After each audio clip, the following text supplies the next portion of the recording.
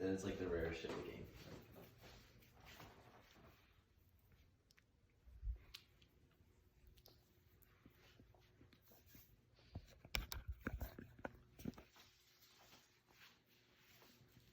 So I once lived on the island of Okinawa, south of Japan, for many years.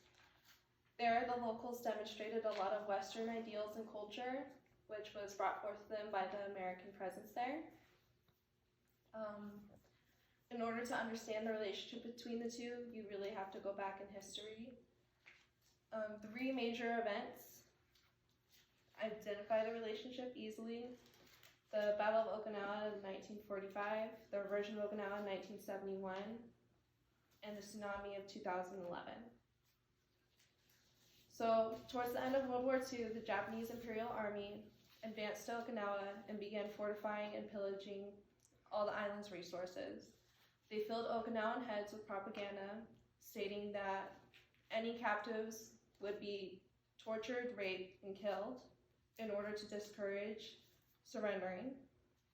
They also had promised the Okinawans protection. However, when the war started, they left them completely defenseless. Soon after that, they had encountered American troops, and what was told to them couldn't have been farther from the truth. The United States developed a humanitarian plan of action for the civilians that resided on Okinawa. And when the American troops arrived, they provided to the locals food, clothing, and shelter. They had treated over 200,000 people that lived on the island, and they had also given the people medical treatment, which wouldn't have lived after the war without. One woman is quoted stating, "Without the Americans' kindness, I wouldn't be here today. They helped me to recover, and I was so grateful. At the time, all Okinawans felt the same." So this is what began the foster relationship between the United States and Okinawa. After the war, one of the conditions was that the United States remained on the island. However, a lot of Okinawans wanted to distance themselves from any military presence. The United States began influencing the island and demonstrating a lot of Western ideals, such as democracy. They taught the people how to advocate for themselves through political forums by voting for elected officials. They also brought forth new ideas for infrastructure, economic growth, as well as implementing on the island for everybody to drive on the right side of the road like we do here in the United States. Now, Okinawa always wanted to be culturally independent, much like Hawaii is with the United States. They were able to escape Japan. However, when they were left to the circumstances of the United States, they were left unsatisfied. So this is what began a lot of anti-base sentiment with the Okinawan people. So with the reversion of Okinawa in 1971, the Okinawans were able to elect their own officials to start making plans for what to do with the remainder of the island that belonged to them. They were able to concentrate on priorities such as preserving the ecological beauty of the island.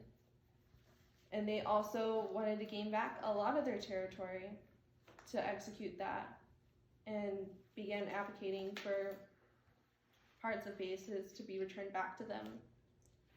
They also began driving on the left side of the road again to maintain a comprehensive layout with all Japanese territories. So after the reversion, anti-base sentiment grew.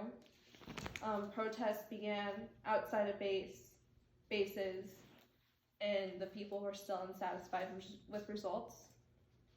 However, American military presence is still justified being there through the tsunami of 2011.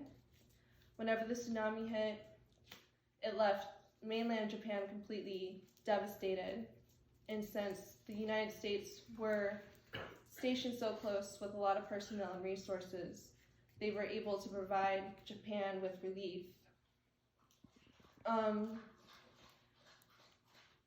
Even though the island is still under U.S. control, They also provide a large economic advantage to the people.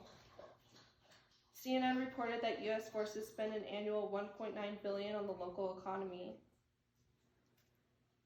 So although Okinawa has demonstrated a need to gain back what is estimated by The Guardian as a fifth of their territory, they are still largely hinged on the Americans for the lifestyle, security, and stability of the island. So, although local natives disagree on whether this was good or bad for the island, the relationship between the United States and Okinawans can be easily remembered through the three events of the War on Okinawa, the revision, and the tsunami. And it's easily demonstrated why their history has been long intertwined.